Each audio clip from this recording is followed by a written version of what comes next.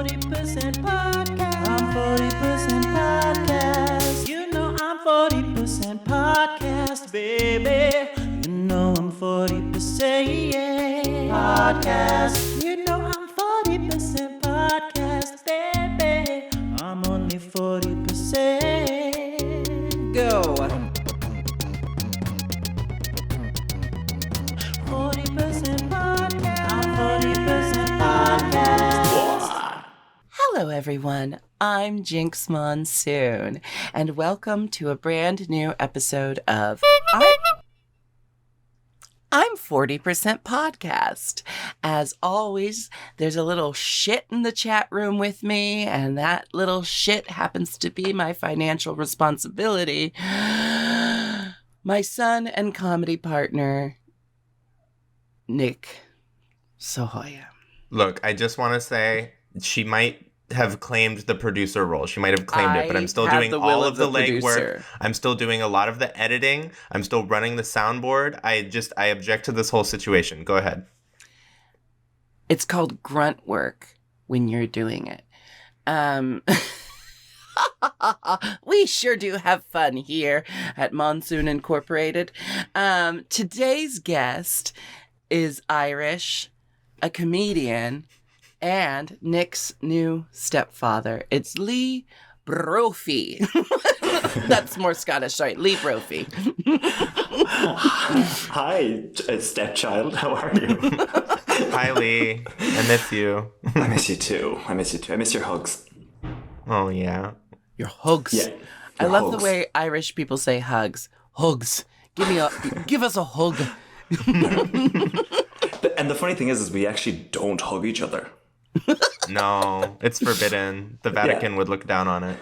The Vatican. Lee, have you seen the show Bridget and Eamon? No, but I think I'm related to them regardless.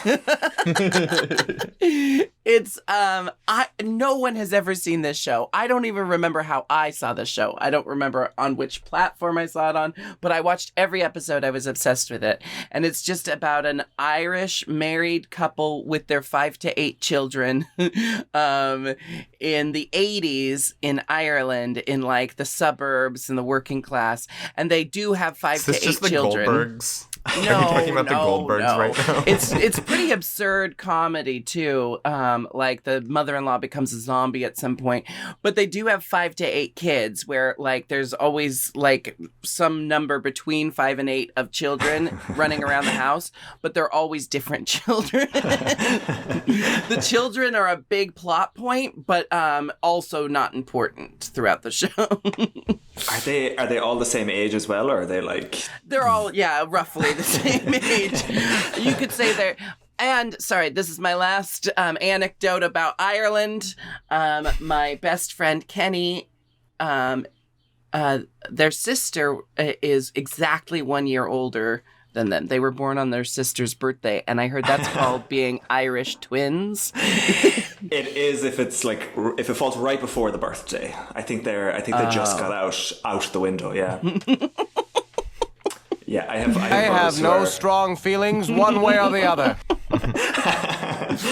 Now that I'm done debasing your origin country, keep going. Yeah. Keep going. Yeah, I'm actually Irish. Let me take this one, Mom. Lee, you are a very talented stand-up comedian. We met at a comedy festival in the Midwest called the Midwest Queer Comedy Festival. Yes. Shout out to Dwayne. Thank you for putting that on. Met a lot of cool people there, and I think you're the one I probably stayed in touch with the most. And shortly after I got to meet you, you became a big TikTok star. Oh, is that what we're calling celeb. it now? A TikTok celeb. Yeah, I think I just connected with people in a way that they really needed. I think it might be that. It might also have to do with the fact that you're distractingly hot. I would say that you're our second guest in a row that's just a little too good looking for us to not acknowledge it. Distractingly good looking. That's a term we use in the Monsoon family often. Like, if I'm performing a show and I can't remember the punchline because I'm staring at someone in the front row, that person is distractingly good looking. Gotcha. I want to suggest that all our viewers and listeners go follow Lee Brophy on Instagram. If you don't have TikTok like me, Lee puts up all the good TikToks on the Instagram for old people like you'll see me. the greatest hits. Yeah, you do have to filter them. And my skincare technique is just cigarettes, in case anyone was wondering. You sort of curated this this priest character. Tell us about the priest. Yeah, so the priest, I wrote a TV show during the pandemic because I was bored, and he was a character from it, and I was like, I would love to get Gen Z's feedback because they seem like they're going to take over. And so I just put a bunch of the characters up, and that was the one that people were like, I can't believe a priest is saying these things.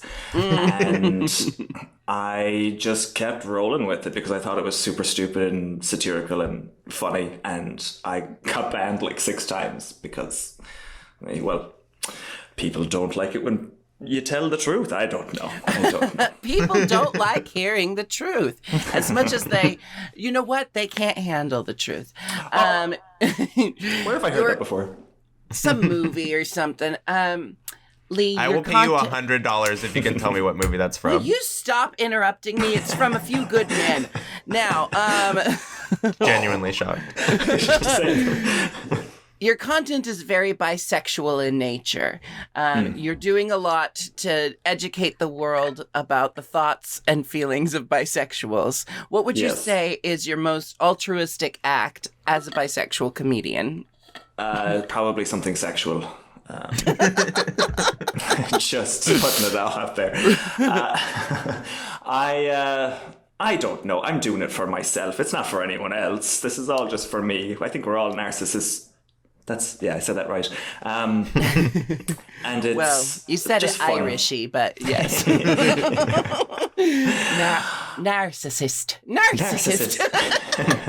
Sorry, I promise not to do that the whole episode. It's because I'm an actor. It's not because I'm xenophobic. I'm an actor. It's for the stage. It's honestly just good fun, and if people get something more out of it, then hooray. But I don't want to be a lot out of it. Okay, well. So. Lee, have you seen the show Futurama before? Are you familiar? Oh, I yes, sure have. The Futurama show we're talking about. I love... when I moved to America, because I lived there for about 12 years, let's say, I would watch it when I would come home because I was too afraid to go outside because I lived in a not so great part of the north side in Chicago. And I just watched all late night cartoons, and that's what formed my sense of humor.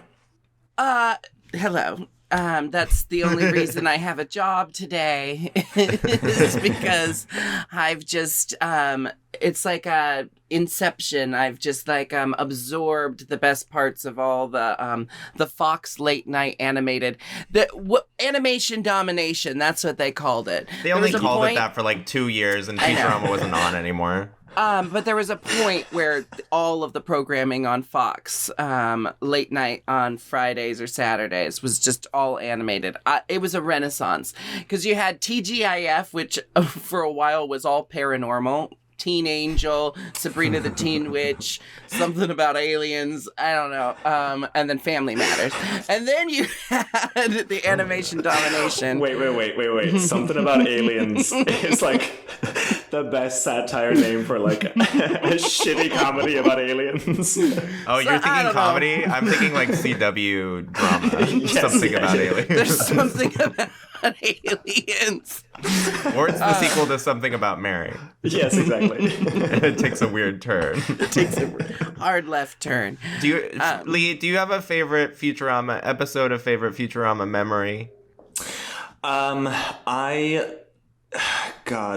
off the top of my head, no, because it's... Well, actually, no. I love the Kwanzaa Christmas crossover one. The anthology holiday episode, which I said I like too. And Jinkx said I was wrong, so she hates your I said I normally taste. skip over the holiday episodes. And you said you hated that one specifically. I can't remember Anyway, it, honestly. let's get into the episode. It's a great episode. I want to start talking about it right away. It's one of my favorites. It's a very good episode. And it's kind of like, it's the episode that just deals with the Peg Bundy thing, and then they never touch it again. They haven't touched it until this point. They'll never touch it again. I think it was a very kind thing they did for their audience, because when you're like an American child with OCD, you're like, why is it the same person? I need to know. I have to have a reason why Peg Bundy is Leela, you know? I used to freak out when actors would be in two movies as a kid. When I saw Sarah Jessica Parker and Bette Midler in Hocus Pocus, and then I saw them both in First Wives Club, I was like, but they were in Hocus Pocus together. And my mom was like, yeah, so? And I was like, but isn't that weird? Like, they had to play sisters in that movie, and in this movie they're playing enemies. Like, what's going on? It really freaked me out. Career actors? Wow. And this, how could they? You get one movie. That's it. The episode is called A Bicyclops Built for Two. There's no cold open. We have a chyron over the opening thing. It says, this episode has been modified to fit your primitive screen. I would say this is one of the best chyrons. I would give it 5 chyrons out of a possible 5 chyrons. Lee, what would you rate it? I would say probably just to outdo you, 5.1. Oh, wow. Even better. We open on Planet Express. There's a robot mailman. He's shooting mail into the slot. It hits Nibbler in the face. Nibbler runs away and then is stepped on by the professor, which really made me laugh because it's not addressed. The professor says, good news, I tried to log on to AOL 7 years ago. Yes. And it just went through. The AOL slow jokes really have not aged well. Did anyone try and get on AOL back in the day? Yeah. Yes. Yeah, I spent a lot of time in those chat rooms. I know, but did you use AOL Instant Messenger, or did you actually have AOL? Because I didn't have AOL, but I still had AIM. Okay, so in the very beginning, we had AOL. In the very beginning in my house. And the first time I ever went online was at a friend's house, and it was through AOL. And I thought that was the only way. So when there started being new ways other than AOL, it really blew my mind. And now you can't leave the house without being hit by some Wi-Fi. Oh, I get hit by 5G all the time. This head is getting bigger and bigger. Did you, when did you have internet, Lee? So we actually just got it in 2016 in Ireland. It took the country by storm. I remember being in my granny's house, and I'm sure we had it in our house as well, but my granny's house, there was like always this fidgety thing about like connecting the cable, the dial-up cable, there was like a two-way socket, and you had to take the phone out, and my uncle was always like, you had to pay for your phone calls, you had to give him, like, the money went into a jar. I was like, surely we're not the only ones that do. We were the only household that had, like, collect calls in the kitchen. And and then I would go online and I thought it was the most impressive thing to, like, show my family, like, look at this, it's the internet. And they're like, what are you doing? I was like, writing an email. Who'd you send an email to? To myself. I had 2 accounts. I had a Yahoo and an AOL. Oh, wow. Very adventurous. This is how, like, this is something sad I'm willing to admit to. The first time I ever, like, my first introduction to chat rooms, instant message, whatever, was at a friend's birthday party. My best friend in grade school was at his birthday party. It was a slumber party. We all like spent about 30 minutes playing around on the chat room as a group. And then I stayed to like continue exploring chat rooms and stuff, and spent like 2 hours by myself in this at this birthday party. And then my friend's mom had to come in and tell me it was time for me to rejoin the birthday party, and I had to get off the computer. And I was so embarrassed. I must have been like 11. I was so embarrassed because I hadn't realized I had just sat there alone. Oh my God, this got even sadder as I told the story. Anyway, the rest of the night was fun. We played video games. They prepare to go into the internet by putting on VR helmets and VR suits. This is the shitty metaverse that Mark Zuckerberg wants us to do. And we learn just how shitty it is because they go inside the internet and it's full of ads. And for our viewers, if you're watching the video version, behind Lee, you can see the ads. What do some of these ads say? Steamy presidential MP3s. That's pretty funny. One just says vomit. Stalk anybody. Search. Wait, two of them say vomit. There's a lot of vomit. I'm really not I feel like trained at reading backwards. Sorry. I feel like web ads have gotten way worse. There's spam all the time. It's very distressing to me. I feel like there's maybe less viruses now. Is that just, or am I just not in the right place? Yeah, probably fewer viruses. I'd say so. Okay. But more ads. Yeah, they found different ways to get in. Yeah. Now it's now they just fully take over your Instagram accounts, and that's the virus. Yeah. So the internet is like Tron. It's like a computer world you can go into. They escape the ads and they fly into the city, which is where all the information is kept. And they immediately decide to go look at porn. Now, I didn't realize there was porn on the internet. Have you guys ever seen this? Oh, go to hell. What is it, how do you pronounce it again?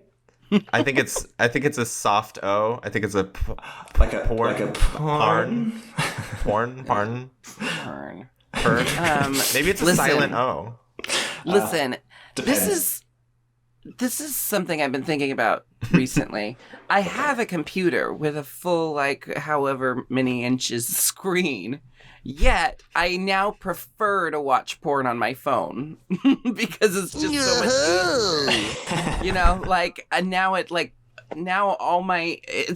this thing has become too many things. Like, it was one thing when it was my day planner, my wallet, and my form of communication. But now that it's also my lover, like, we're getting way too dependent on these things. Can we also talk about how Apple and Samsung, not that I have any biases,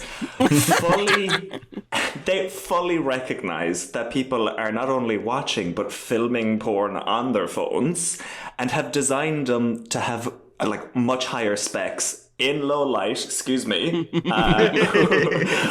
who Apple production has like, these OnlyFans need to be a little bit better. Thank goodness to the gay man working at Apple who made that I'm possible. getting sick of watching this grainy shit on my OnlyFans. And when you It's say time the to gay improve man, the camera. yes, the gay man being the CEO, of course. They are walking down an alley, and Amy sees a room, which I guess would be the equivalent of a website, that says Amy Wong naked. And I guess she's famous enough that people would care. She's like probably like a Paris Hilton She's type an of it. heiress. Yeah. She looks in there and she's like, whoa. And Bender says that it's not really Amy naked. He just put her head on someone else's body. And Leela's like, hey. Classic switcheroo. Bender has committed a bit of sexual violence here. So if you're out there and you're thinking of leaking nudes, please don't, unless they're mine, because I don't care. Go for it. You just gave consent to all the many, many past lovers who you've sent dick pics to. If you are in the Venn Thousands. diagram of someone I've fucked and you also listen to this podcast, then yeah, you can leak my nudes. I don't think that person exists. There's I think gotta once be at people have least sex one. with me, they're like, There's nah, I'm one, good. because you won't stop bragging about it to all your conquests. That's your like you. pillow talk. Are you gonna listen to my podcast tomorrow, baby? It comes out tomorrow. Hot Sounds stuff. a little bit like this. They go into an adult chat room called the Filthy Filthy chat room. Leela and Amy just go into the filthy chat room. Yes, of course. because they were offended by the filthy chat room. Now, okay, we need to have a moment to talk about the chat room. So Bender Yes. puts on a disguise. He's a naughty nurse. He starts charging this guy. It's a very funny joke because, they're supposed to talk dirty, and then Bender just goes, "So how about them Knicks?" As gross as possible. And then Leela and Amy are in a different chat room, and all the guys are like, "Where are all the women?" Okay, so the two things I was thinking about is, like, the whole thing about chat rooms was that anonymity. You know, that's what everyone fucking loved about it. I know I did as a as a 15-year-old boy who was claiming to be a sensible 28-year-old woman. Just to see how people would treat me in the chat room, you know. Doing drag at a young age. I do have a question. Why did you stop before 30? Why not go? I think I often said I was 29. It was such a weird age to pick. But I wanted to be a woman who had, you know, some of her life together, you know, like who had done some living, but still had a whole lot of life ahead of her. I've got some conversation points.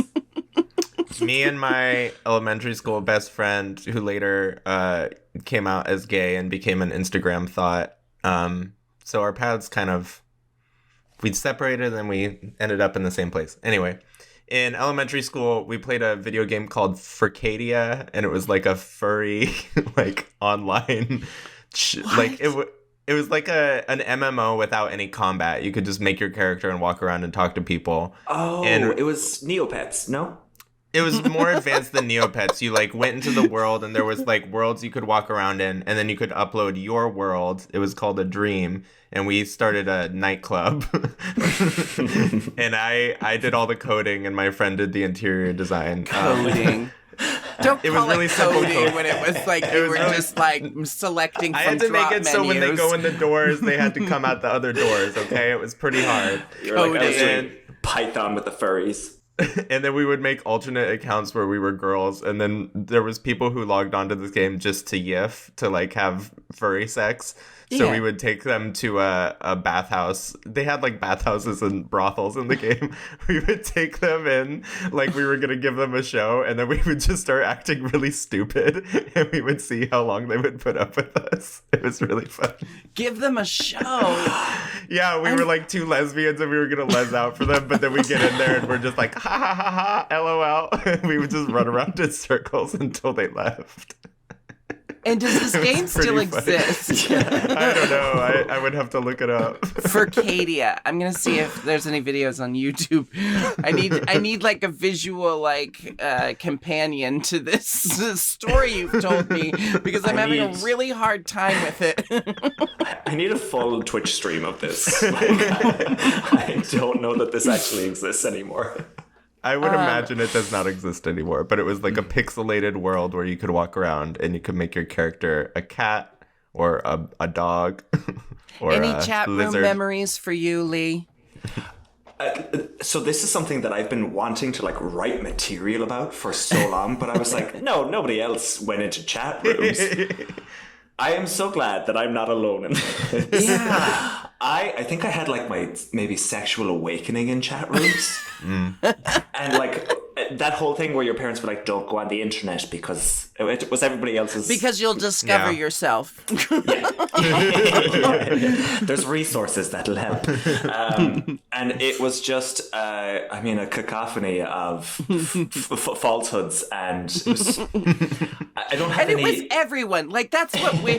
Here's the thing is, like, I don't feel like, talking about it, it's like, I don't want to make it sound like catfishing is lighthearted and goofy, you know? But chat rooms, it was like light core catfishing. Everyone was just catfishing each other, and it was like that's what you went into the chat room for. Yeah, right. And I feel like people took like the culture of chat rooms, right, saying whatever you wanted and having like wacky usernames that always ended in like 69.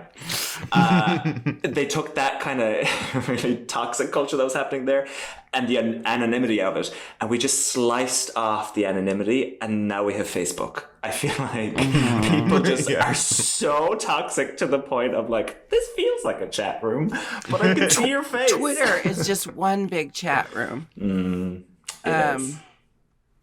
One big chat room that Kirstie Alley has blocked me on. I'll bring that up as... Yeah, it's one of my badges of honor. They get sick of porn. They go to play video games, and Fry is like, oh, he's playing dumb. He's like, oh, I don't know what a video game is, but it turns out he has no life, so he's very good at video games. This episode's got a lot of relatable stuff for me. Yeah. They go and play like a laser tag type game where they just shoot lasers out of their guns, and Fry's killing everybody. And it ends up being just Leela and Fry in the ends. Okay, so slight tangent because I think this is super funny, but have either of you read the book A Long Way Home? No. Maybe not. Okay. It's by a child soldier called Ishmael Bea.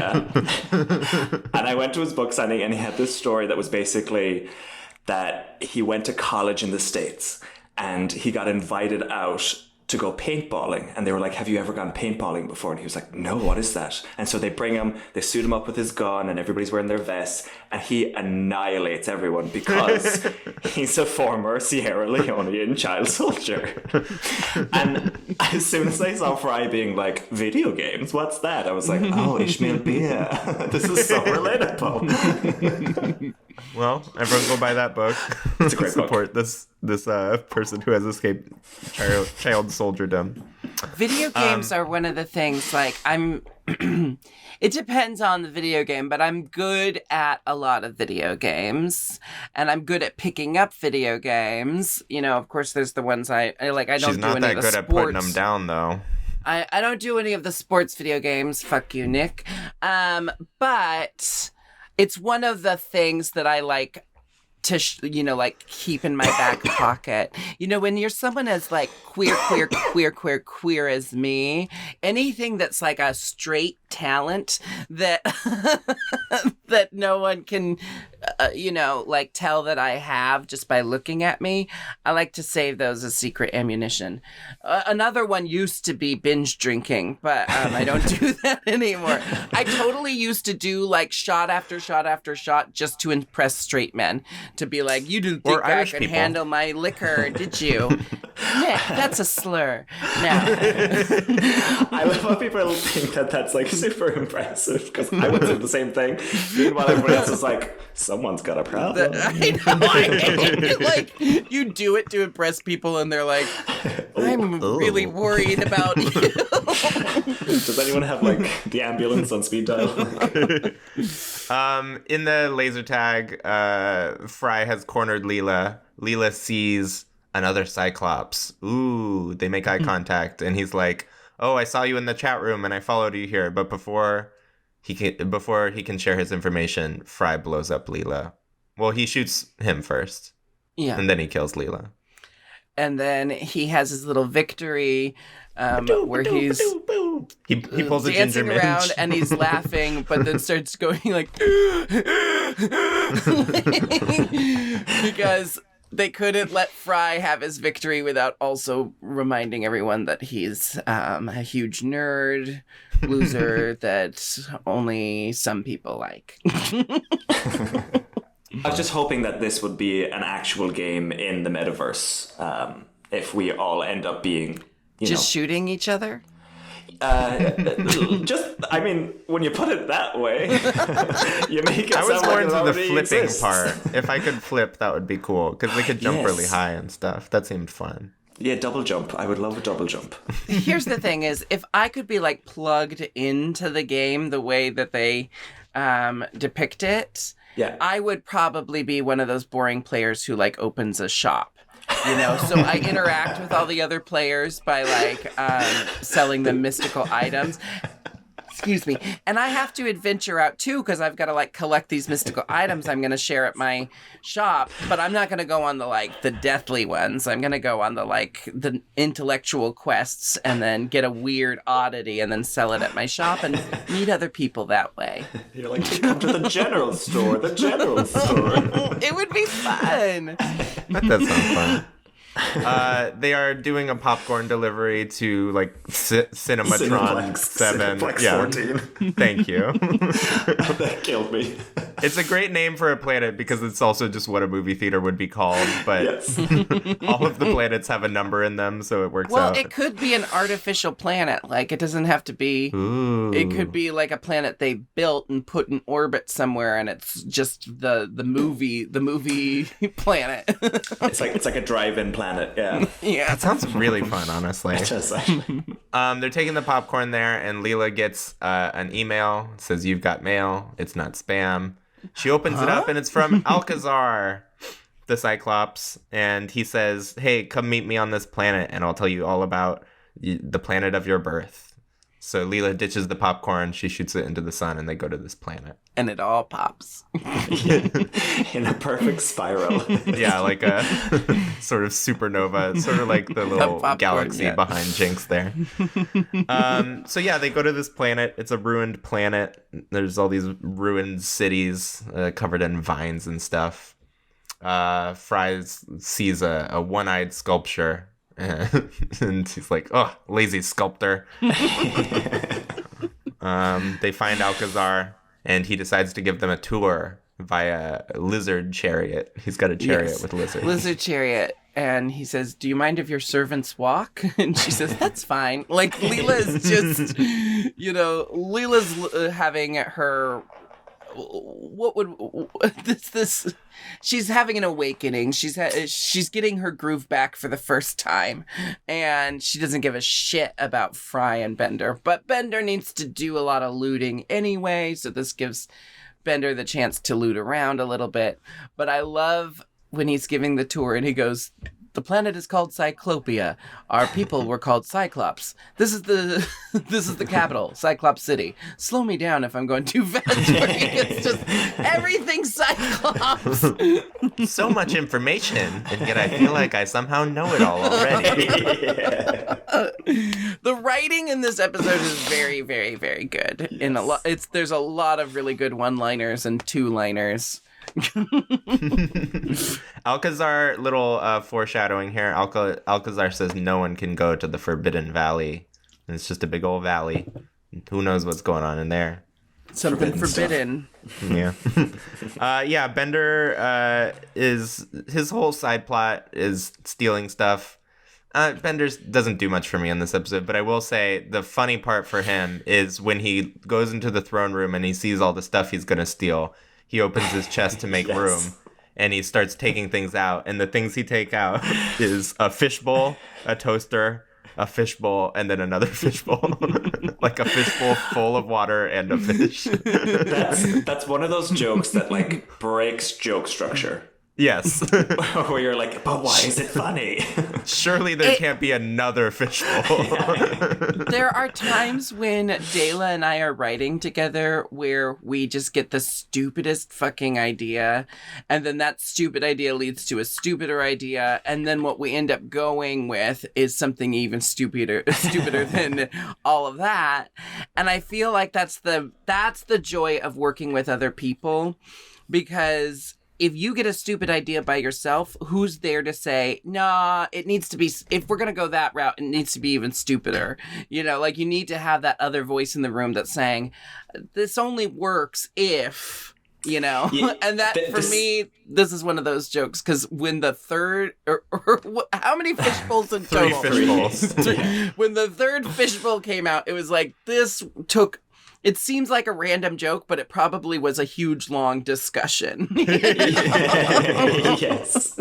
Yeah, that's one of those things of like when you're alone by yourself. And I noticed this in like isolation. I was like, oh, that's a really funny thought. And I was like, is it, Lee? Is that funny? Do you have anyone to corroborate that with? And I'm like, I'm sure serial killers that like eat people, they think that it's a great idea. And no one... It's a real No one gas. Right? It's like, no, this is why we have a society. Oh my God. Leela asks Alcazar what happened to the Cyclops people, and he says, oh, it's too painful, I can't tell you. But then later that night, she awakens in her bed, and he's crying in his room. And she goes in there, and she says, hey, can you please tell me? I'm very interested. Okay, but it's going to make you cry. And I don't want you getting cold from all the tears. Or what is the line? Did you write it down? Our people don't like being cold. There's just an extended thing where he's you're gonna get manipulating wet from all her the very tears. obviously. Yeah. Yeah, but it's all manipulating. He's putting the moves on her. But he says something like, okay, but if I tell you the story, you're going to cry and you're going to get wet from all the tears. Yeah, like, you've said that several times now, Jinkx.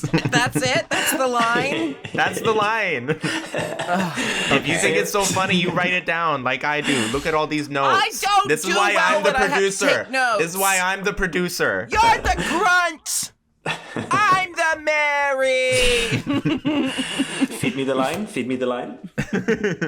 They tell the story of the eyeless mole people who were envious of the one-eyed people's visual prowess. So they'd shoot nukes in every direction. And unfortunately, one of the 40 planets that was hit was Cyclopia. So that is just like a flat out lie that he's just told. Yes. Which, like, I love that they wrote him as a liar. Yeah, I mean, What a spoilers grand for lie. the end of the episode. A lot of what Alcazar is saying is a lie. But what I love about the lies that they wrote for him to tell Leela, it's like, obviously, Cyclopia, Cyclops town. Yes. It's like he's got a very small amount of information about Leela. And he's spinning a whole world's history out of it. This is how catfish work. Who would be the natural enemy of the Cyclops? Obviously, blind people. There's a funny depth perception joke where the scientist is looking into the sky. Miles away. How far do you think it is? 1 trillion miles? And then they blow up. It's funny that they. I guess they make it in the first episode. Leela she's taking swipes at Fry and she goes, "Stand still, I don't have good depth perception." They make jokes about Leela's depth perception periodically throughout the series. And Alcazar says he survived because he was digging a possum out of a pool. He could have made up anything. Underwater. He was just underwater, so he wasn't affected by the nuke. Yeah, it didn't boil the water he was in. He wasn't affected by the radiation afterwards. And he also says the scientists, they put a baby into a rocket ship and shot it off into space. Alcazar, I used to be a baby. So that's it. We have the origin of Leela. Or Kal-El. do we? And then Leela says... Did you say Kal-El? Yes, It's thank you for very getting Kal-El. Kal-El, no. Do you know that Leela video? says, Mom, we you don't seen have that? to be the last... No, we don't have to be the last two Cyclops. You're a man, I'm a woman, and Alcazar says, I'm not following. I just think it's so funny that he's playing dumb after being so blatant, Yes. trying to seduce her the whole time, and then he gets there and I'm not following. But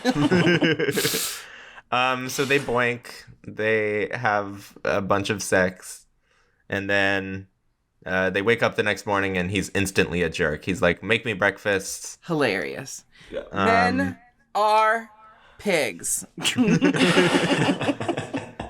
He's very toxic. He shames her into doing all this housework. They're having breakfast with Fry and Bender. And she says, look, Alcazar. And he says, call me Al. And she says, look, Al. And then it's Peg Bundy. And It's then just from fully then Peg on, Bundy. and then I love that they go full tilt. She starts dressing like Peg Bundy because Al makes her. Here's my only gripe is it should have been Ed O'Neill voicing Alcazar. I wish it was. And he should have been kind of disguising his voice earlier in the episode. And then from I this agree. point on, I'm sure they tried. Maybe he said no. Maybe he was taking a break because he kind of was like, between Married with Children and Modern Family, he didn't do a lot. So I feel like maybe he took a long hiatus.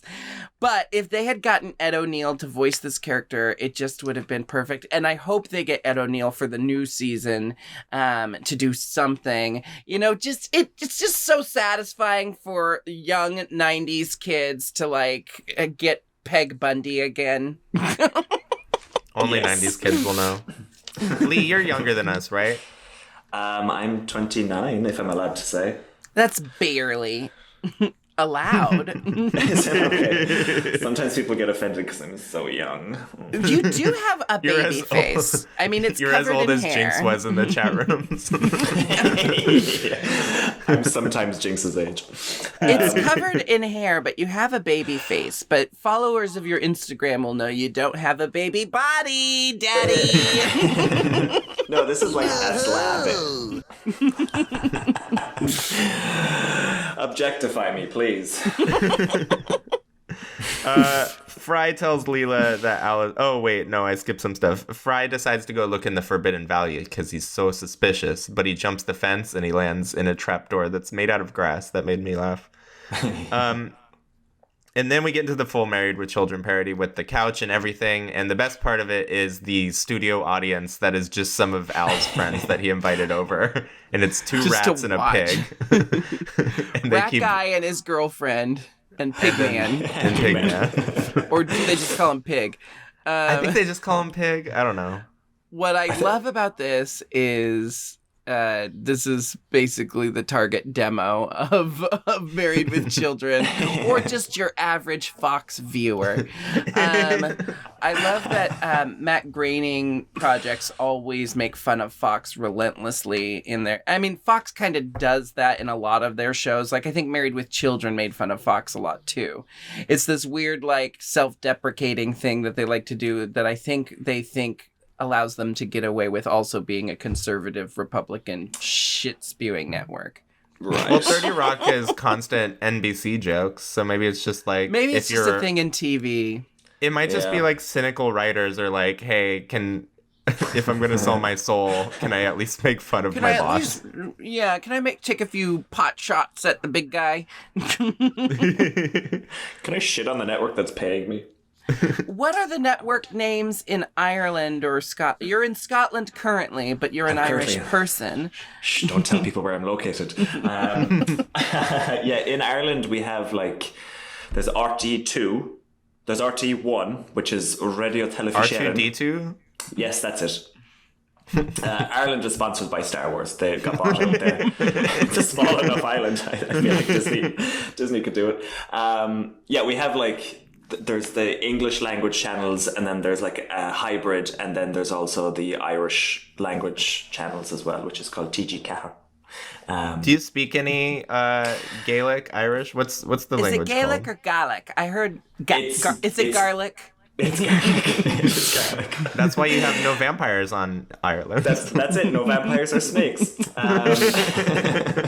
It's Gaelic or Oscailga in Ireland, and then it's Gaelic in like the Scottish Isles. Okay. And Scotland as well. Do you Scotland speak is- any, or is it like a dead language like Latin?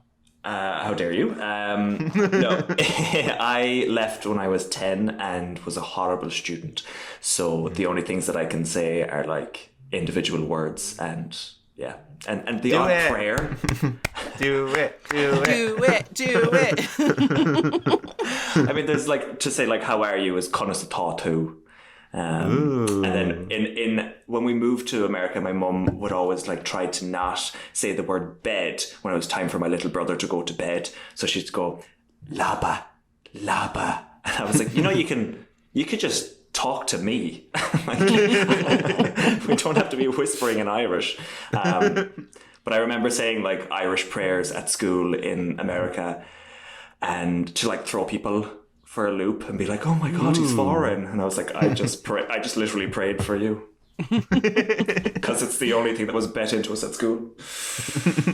I have a question. When you lived in America for 12 years, would you just bust out a little Gaelic and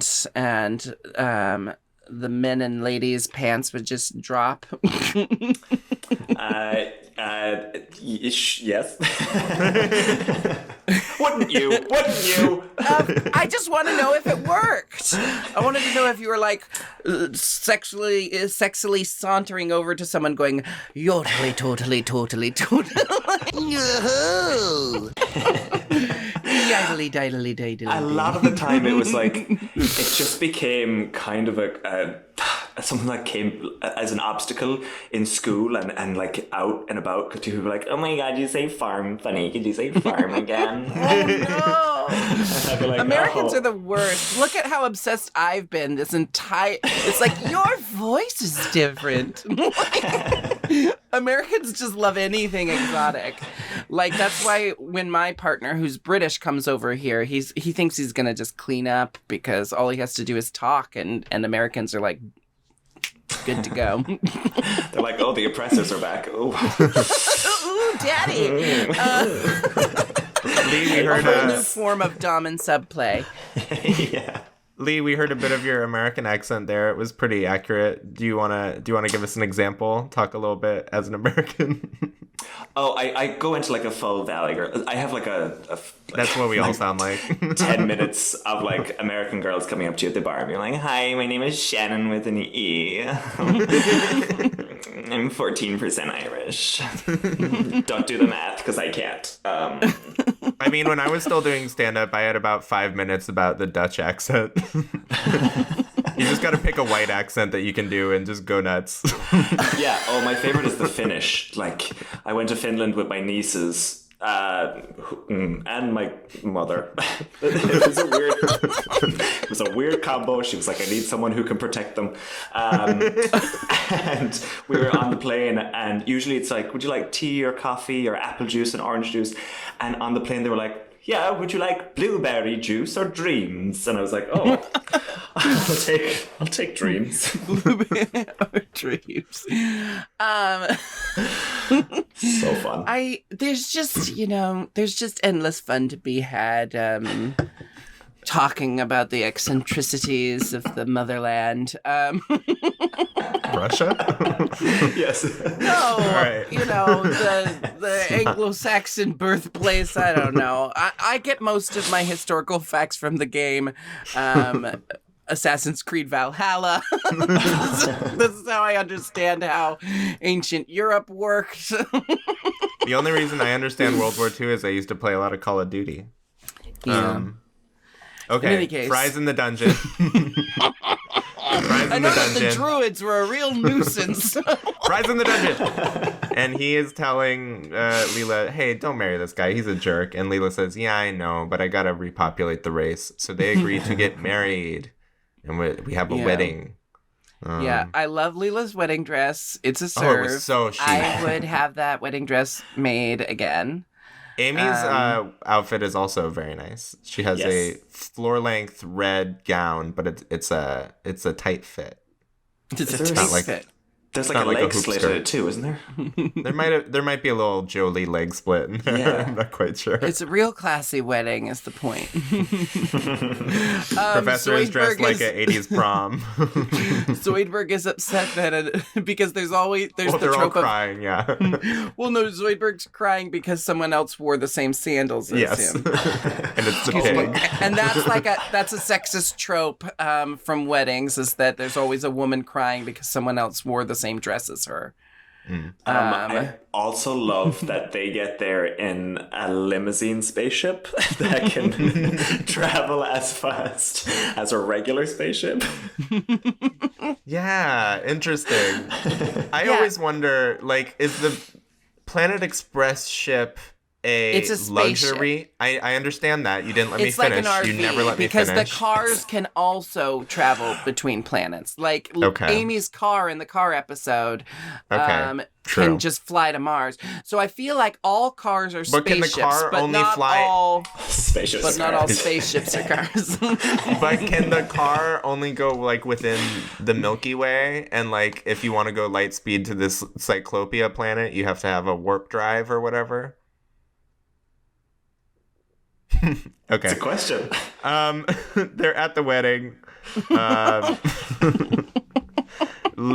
Fry manages to break out of the dungeon because Leela gives him a big bottle of champagne, and he bashes the door with it, and the cork flies loose and hits the button outside the window that opens it. And it's really funny because he like celebrates by pouring the champagne on himself, but the door almost closes in that amount of time.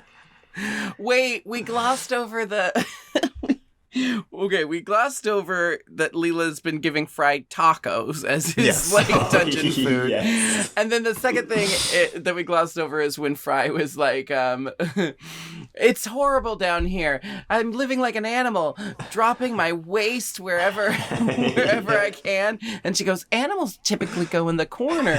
And he goes, the corner. I fucking love that moment so much with Fry. Fry is such an idiot. He's like a horse. Horses don't even stop walking. They just... He gets out. Fry discovers something most concerning. Fry he decides to go to the Forbidden Valley with Bender. Yes. Yeah, and they find all the evidence that there's a lot more going on this planet than they previously presumed. 4 identical castles, each more identical than the last. Wait, this looks just like the Cyclops in that other city, except this one has 5 eyes, and here's a statue with no eyes. Well, Bender pops all the rubies. But now, I was wondering at this moment, because we're starting to learn that this is all a facade, we're starting to learn that this is all a big show, so those probably aren't rubies. Like, Bender's probably True. stealing costume jewelry. This whole time Bender's been looting, it's probably all like fucking, just set pieces, right? Well, what if the planet was actually abandoned and he found all this? I don't know. It's a really hard question. I want to see an episode that's just like what the prologue, but what happened before we encounter this shapeshifter, because did he inherit this planet like in a crazy will did his rich uncle leave him this planet? Is there an element of truth to the apocalypse story? He just made up the Cyclops part? Well, if it did happen though, I feel like more places would be in ruin because the other ones were like beautifully built up, no? I guess. They weren't really destroyed, they just had vines everywhere, which I feel like could be set dressing.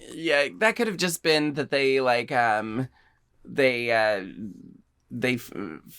I feel like the animators forgot that it needed to look distressed in the other cities, because I'm sure it was similar stories for everyone. But what I want to know is if he's the one person living on this planet, he built those 5 castles.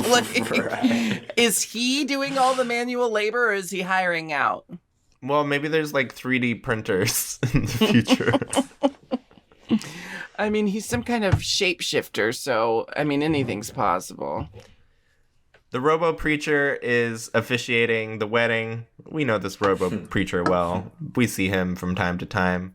I'm surprised they were able to get him. I thought he would be busy. Well, Jinkx, you've officiated weddings before. Lee, do you think now that you... Oh, you have? I was going to ask. Yes. Because I was thinking... As your priest character? I was going to say... So the Fringe show that I'm doing at the Edinburgh Fringe, I've opened it up suggestions if anybody wants to get married at that, and I will marry them as the priest character. That sounds so fun. I'll come and I'll get married. Yeah, whoever wants to. It'll be fun. And someone took you up on it before? So the whole reason why I got ordained was because 2 of my really good friends wanted me to marry them. And that's why you have 2 husbands now. Yes, exactly. I That's got a funny ordained. Joke about polygamy. Mom, did you get it? I heard the joke. I got ordained. 2 lovely young gentlemen asked me to marry them at DragCon. They asked me at DragCon to marry them, or DragCon weekend. And so I got ordained later that year. And then something like 8 months later, I married these 2 people. It was an amazing experience because have you ever seen the movie Midsummer? Yes. Oh my God. This was basically Midsummer, but friendly and happy. It was like I can't even remember what their lineage was, but they had a very big family of like beautiful blonde. Well, it could be a number of places. And it felt like Midsummer, but no tragedy and no murder. At the wedding, Al is rushing the vows. He really wants to get this over with. And right before Leela says yes, Fry enters on the lizards. Him and Bender are on the lizards. Yes. And they say, wait a minute, you guys see this? And some lady walks in, and she's also in a bride's gown. And I think she was in House of Gucci, because she's like, Alcazar, why you only have a one eye? She was like an Italian five-eyed lady. Alcazar, why you only have a one eye? That's Tress McNeil. Yeah, and the ruse kind of starts to fall apart. There's a very funny moment where Al is trying to keep it going, and he's like, she's nuts. Leela, you gotta listen to me. I can morph into a five-eyed alien, and I kind of told her I would marry her. But I really want to marry you. Okay, I was wondering, he's trying to have all 5 weddings on the same day. Yes. But he's marrying Leela first, even though she's clearly the last one. And I also have to wonder, like, he only had the 5 castles. Wait, didn't he say he inherited 5 castles? Because he doesn't say where he got them. He says, I just wanted to bang 5 aliens and 5 weirdos. Yeah.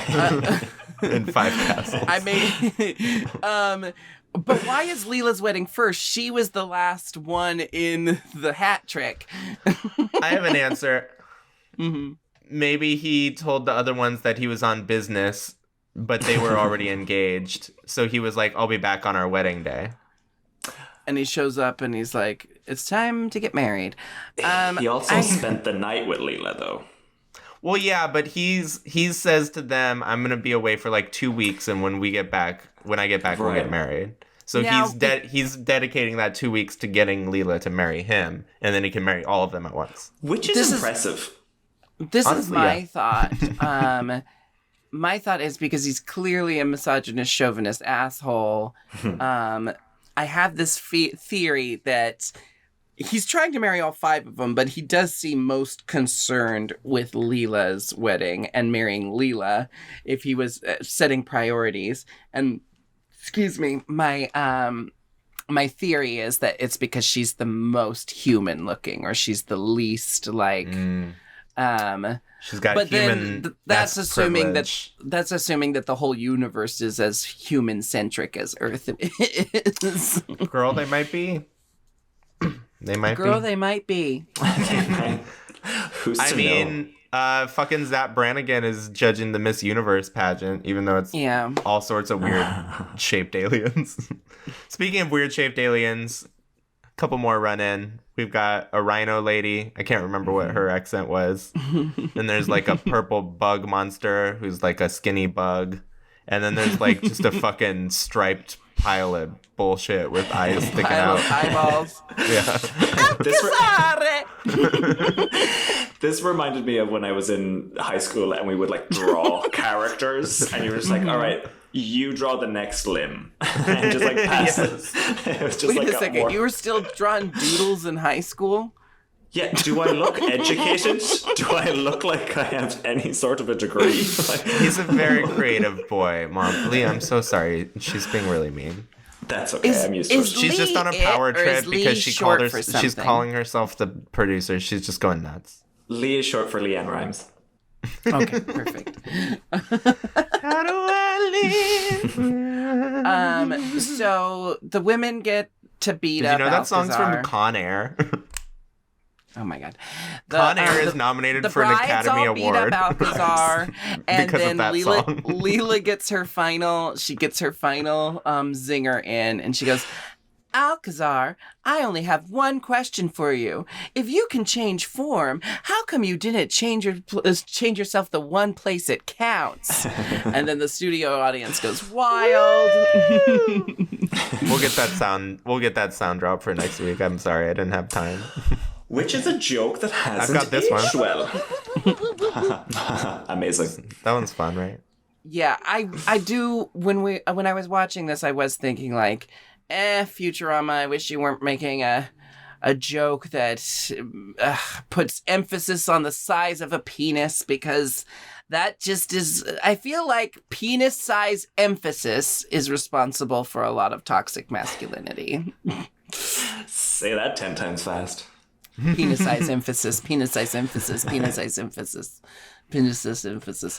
Penis size emphasis is something, I had to come up with jokes to like debuff the penis size emphasis in my life. And my go-to joke, my go-to joke was, it doesn't matter how big I am, baby, you won't be dealing with that part of me.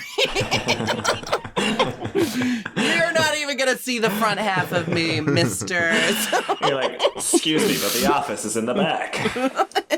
Jinkx is the we opposite take deliveries of Hedwig. in the back. Jinkx is the opposite of Hedwig. Don't love the front of me. Don't you concern yourself with what's going on up there. So they fly away. You're gonna have your hands full. They fly away in a spaceship, as they often do. And I really thought this was going to end with Leela's parents in the sewer, but it did not. It ends on the very sweet note of how many planets could there be? Did that episode already happen? No, not yet. No, it's we so keep thinking hard. it's going to happen, but it hasn't happened yet. Yeah, I thought it was going to happen here too, but I remember that she's like on the balcony of the Planet Express building when that happens. But we all know what's coming. Lee, do you know who the parents are? As in, like, their birth certificates? Leela's birth parents, yeah. I know that they're sewer people, yeah. Shh, don't tell. I was asking if you knew. I didn't say announce it. I feel like you can bleep it out. Okay. Yeah, that's more work for me, the producer. Sorry, are we doing spoilers from a show in the 90s? We constantly are spilling all kinds of secrets, but I don't know who is listening to this podcast who hasn't already seen the show. What would you possibly be getting out of it? Maud Flanders dies in season 11 of The Simpsons. Deal with it. Dumbledore! Lee, Yes. before I ask you our compulsory questions yet. that we end every episode with, I want to tell you my tired, stupid drag joke that I always make on stage about bisexuals. Well, I used to make. I haven't had a reason to make this joke. Okay. You know how drag queens have those tired, stupid jokes that they tell once per show? Like, somebody Yes. tip her a cheeseburger. Or like, someone buy me shots. You're straight? So spaghetti till you get it hot and wet. My joke was, when we had to do the roll call, how many gay guys are here tonight? Silence. I'm glad Pure silence. that trend is dying. But I would go, how many bisexuals do we have here tonight? And the bisexuals would scream, and I'd go, I like to call, this is my Samantha Jones, I like to call bisexuals fence riders, and I like to call my ass a fence. Is that a good joke or not? Yeah. It's a joke that I feel like if you don't want to use it on bisexuals anymore, you could use it on literally anything. I think it works because it universally doesn't slutty. contribute to bi erasure. Now, why don't we go into the questions? Shall we do the But questions? it implies that they're riding some kind of fence, as if they're eventually going to have to choose one side of the fence. We're gonna And do the that's questions problematic now. in nature. Sure. We're gonna do the questions now. Hey, let me ask you something. First question, Lee. Of all the Futurama characters, who would you do? Leela. Leela? Leela? Yeah, but also... Why'd you say that like it was a secret? Because nobody wants to do her. Are you Everyone kidding? does. She I'm kidding, 90% of it. Settle down. She's a hottie, okay? Also Amy, and also Bender. Yeah. Mm-hmm. Yeah. Very well. That probably reveals something. Well, spoiler, but Bender and Amy are a couple at some point in the show. Big I didn't spoiler. say that was a problem. I was just thinking, like, that would be a great time for you to, like, have a threesome with the two of them.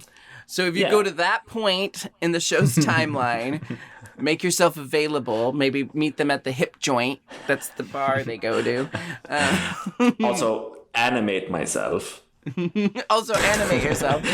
And then they'll come over to you and they'll be like, hey, my girlfriend and I really dig your vibe. I saw you from across the bar. Across the galaxy. The next question the next question is, who do you most identify with of the Futurama cast? It flips a lot, but I feel like the professor. There's a bi joke there. Spoiler, it's my entire life. The professor was actually who I was going to guess for you. I don't know why I knew it was going to be the professor, but Because my I did. old wrinkly balls. No idea. And the final question is, will you be watching more Futurama? I can't wait for the new series to come out, or new season. So yes. You can say series. We'll translate for the Americans. Yeah, thank you. Series. The new season on Hulu. Disney Plus in the UK, as we learned. Disney Plus in the UK. It's all there. But do you think you'll start binging the old episodes to get you ready for the new series? I actually am about to. That, and I need to start watching, not to plug something else, but Rick and Morty, because it's in a similar vein. But yeah, I need to go back and watch pretty much everything in Futurama, because the joke writing is so rich, and I'm like, oh, this is me, my sense of humor. And it felt like I forgot about it for a little bit. It's not without its problems, but it's a very good show. And I'm so glad that you could join us today to talk about it. God, I think this was one of our horniest episodes yet. Latrice Royale told us that it always comes back to sex with us. It's just the combo of, it's the mother-son duo of me and Nick. Things get too spicy for the pepper. In fairness to both of you, the beginning of this episode is literally like the red light district, but on the internet. So setup was there. It set a precedent for the rest of the episode. Lee, where can people find you? I was just going to say, I hope our viewers and listeners go find you on the socials. Yeah, so my social security number is... You're Irish. You don't have one of those. I've got more than you know. I can be found on pretty much every social media. My name at Lee Brophy, but chop off the Y, so it's Lee Brophy, because somebody beat me to the cut. So Lee Brophy. I'm literally everywhere. Shoot me a DM if you want to chat. That's it. Ooh, wow. I may Slide or may into not. the DMs.